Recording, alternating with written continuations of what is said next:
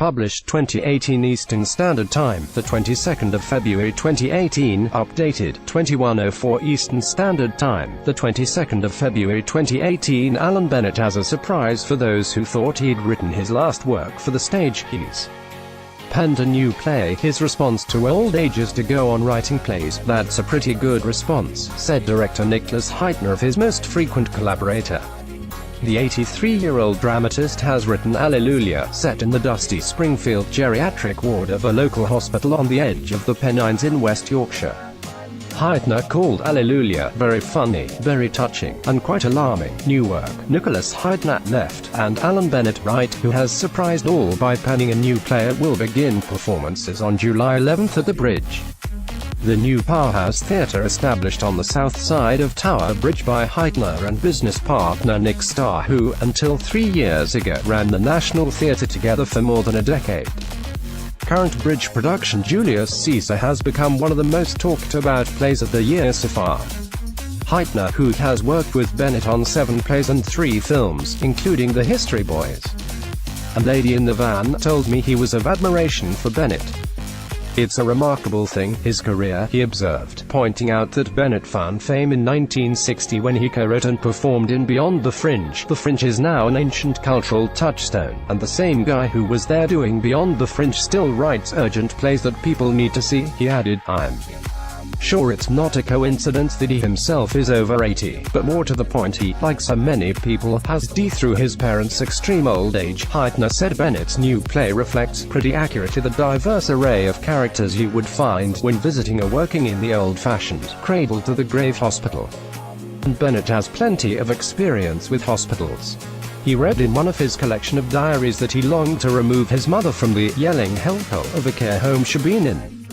When he was being treated for cancer 20 years ago, he got the all-clear long ago. He used both private and NHS hospitals but said the NHS had more jokes. Hytner said he imagined every director must dream of having a collaboration with a playwright which goes on for decades. He first worked with Bennett in 1989 on his adaptation of The Wind in the Willows, which opened at the National in 1990. I'm always the first person to read Alan's plays.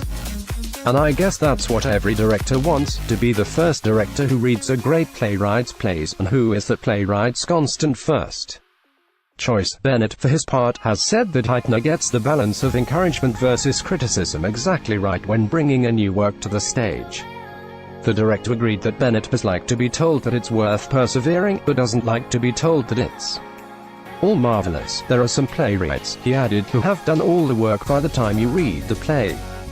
Like Martin McDonagh, whose new work, A Very Very Very Dark Matter, will run at the Bridge from October 10th. McDonagh's film 3 Billboards Outside Ebbing, Missouri won 2 Best Picture trophies, and 3 other honors at last Sunday's BAFTA ceremony.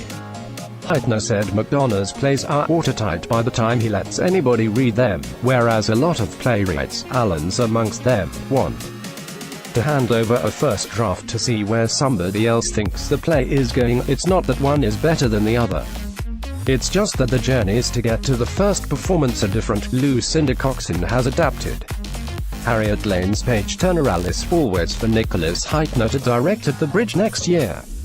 The story of Frances Thorpe, a journalist who helps a woman in a car crash, is like a Dark House End meets All About Eve. Hytner said there's a great big role for an actress to play Thorpe.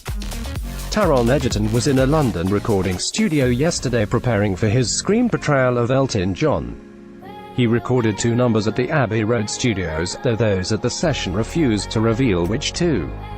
Award-winning Lee Hall, who wrote the Al Billy Elliot with Elton, has written the screenplay for Rocket Man, which will explore how Reginald Kenneth Dwight became the superstar Elton John. Egerton won't be using a backing track. He has a fine voice. I know, because I've heard him sing. We were halfway up a mountain in Germany at the time, but the voice is the real deal. Taron Egerton, pictured at the British Academy Film Awards 2018, will play Elton John, and, of course, he even sang an Elton on screen a couple of years ago, when he belted out I'm Still Standing for the animated Sing, when he voiced a gorilla in a crime gang. Producer Matthew Vaughn and director Dexter Fletcher are hoping filming can start in mid-May or early June, once the complex rights are sorted. Edgerton will portray Elton from the age of 18, while a younger actor will play him in his teens, when he studied at the Royal Academy of Music. Rocketman will follow his friendship with lyricist Bernie Taupin, with whom he wrote Goodbye Yellow Brick Road, Benny and the Jets and Crocodile Rock among many others.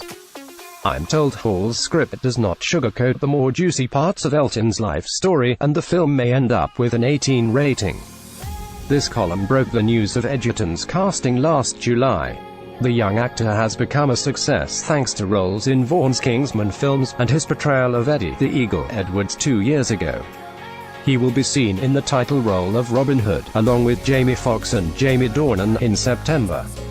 Jamie Pruden, David Hayden, Alex James Ellison, Daniela Piper and Celeste Beasley, who will star in director Dominic Shaw's production of the Marcia Norman and Lucy Simon adaptation of Frances Hodgson Burnett's The Secret Garden. I saw the original Broadway version of this show, about a heartbroken father who restricts his son's life until a young girl comes to stay. I was pleased to hear that Shaw is stripping it back, to give it more of a modern feel when it runs at the New Barn Theatre in Cirencester from March 16th. The cast will also play alley instruments and garden. Just kidding. It's rustic but contemporary, Shaw told